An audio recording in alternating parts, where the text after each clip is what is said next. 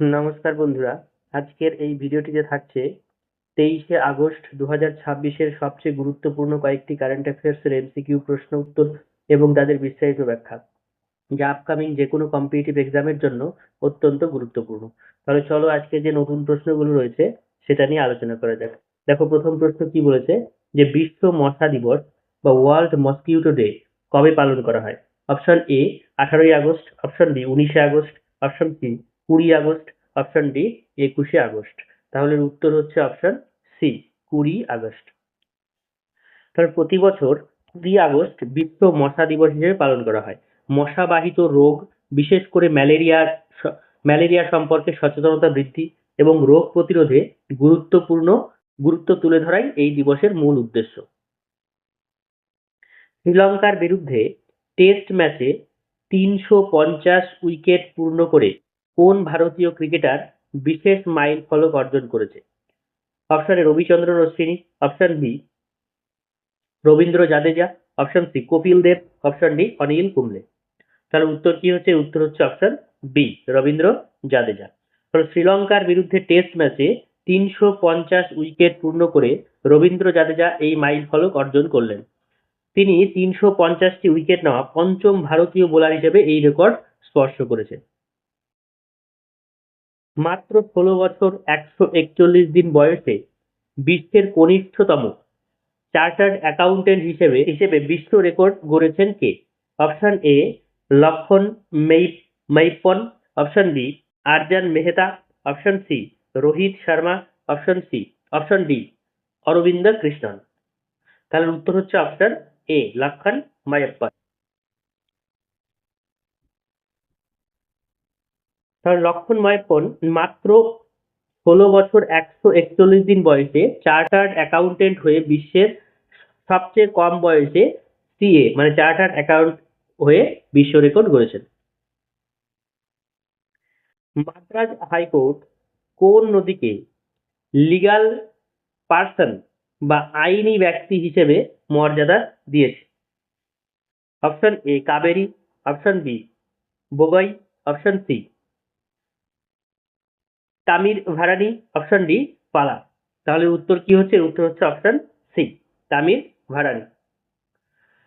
তাহলে Madras high court Tamir ভারানি নদীকে legal person হিসাবে মর্যাদা দিয়েছে। এর ফলে নদীটির পরিবেশগত অধিকার এবং সংরক্ষণের বিষয়টি আইনি সুরক্ষা আরো শক্তিশালী পরিকাঠামোর মধ্যে চলে আসবে। ভারতীয় তটরক্ষী বাহিনী বিশ্বের পঞ্চম শিখর সম্মেলন মানে ওয়ার্ল্ড সামিট আয়োজক দেশ কোনটি? Option A Bharat, option B Japan, option C Singapore, option D Australia. তাহলে উত্তর কি হচ্ছে? উত্তর হবে ভারতবর্ষ।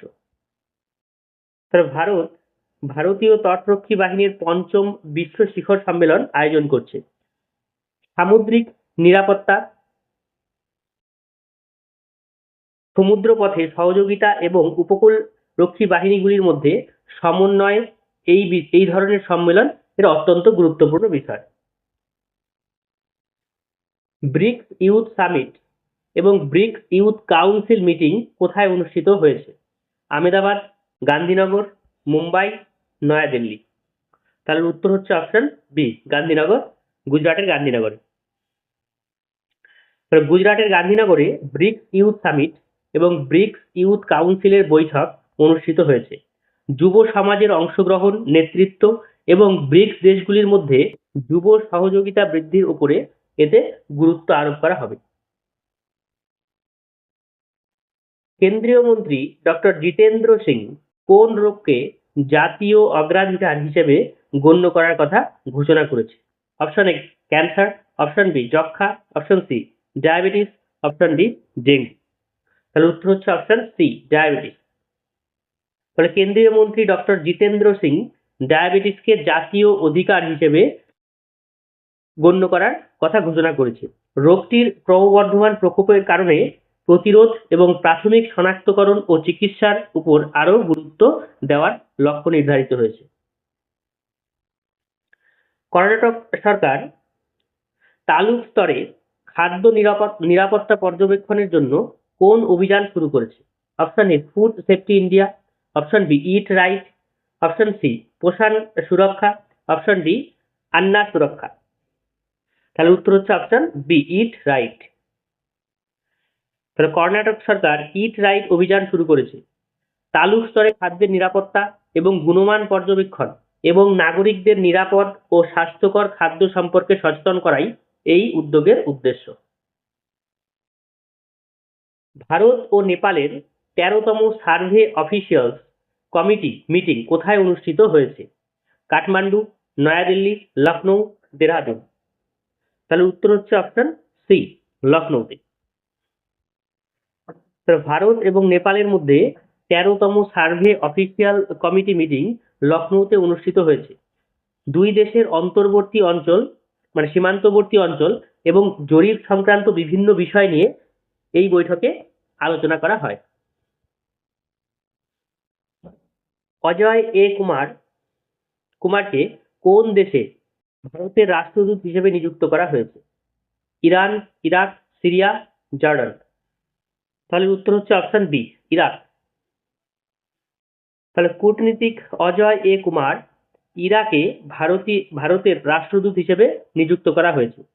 তার নিয়োগ ভারত এবং ইরাকের দ্বিপাক্ষিক কূটনৈতিক সম্পর্ককে আরো এগিয়ে নেওয়ার ক্ষেত্রে গুরুত্বপূর্ণ ভূমিকা পালন করবে। কোন রাজ্যে সাপে কামড়ানোকে নোটিফায়েবল ডিজিজ বা বিজ্ঞপ্তিযোগ্য রোগ হিসেবে ঘোষণা করেছে? Option A Gujarat, option B Maharashtra, option C Karnataka, option D Madhya Pradesh. উত্তর হচ্ছে অপশন বি মহারাষ্ট্র। মহারাষ্ট্র সরকার সাপে কামড়ানোকে নোটিফায়েবল ডিজিজ হিসেবে ঘোষণা করেছে।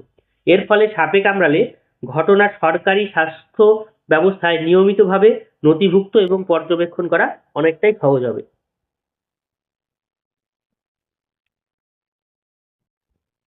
রেঞ্জল্যান্ড রেস্টোরেশন অ্যাওয়ার্ড 2026 কে পেয়েছেন? Option A Sumer Singh Bhati, option B Rajendra Singh, option C Sunderlal Bahuguna, option D Amitav Ghosh. উত্তর হচ্ছে অপশন এ সুমের সিং ভাটি। তাহলে রাজস্থানের পরিবেশবিদ সুমের সিং ভাটি মঙ্গোলিয়ায় রেঞ্জল্যান্ড রেস্টোরেশন অ্যাওয়ার্ড 2026 সম্মানিত হয়েছেন। রেঞ্জল্যান্ড বা তৃণভূমি পুনরুদ্ধার ও পরিবেশ সংরক্ষণে তার অবদানকে স্বীকৃতি দিতেই এই পুরস্কার দেওয়া হয়েছে। তাহলে আজকের মতো এই পর্যন্তই। ভিডিওটিকে ভালো লাগলে তোমরা লাইক, শেয়ার এবং সাবস্ক্রাইব করবে আর ভিডিওটিকে শেষ পর্যন্ত দেখার জন্য অনেক অনেক ধন্যবাদ।